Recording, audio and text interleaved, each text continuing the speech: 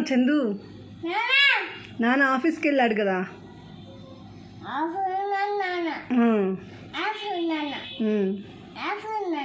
ఆఫీస్కి వెళ్ళాడు నాన్న.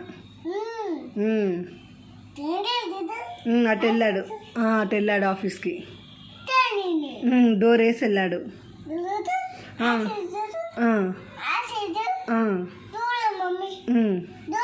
ఈ డోర్ వేసేనా? ఈ డోర్ వేస్తే మనకి గాలి రాదు నాన్న. డోర్ వేయాల్సిందేనా?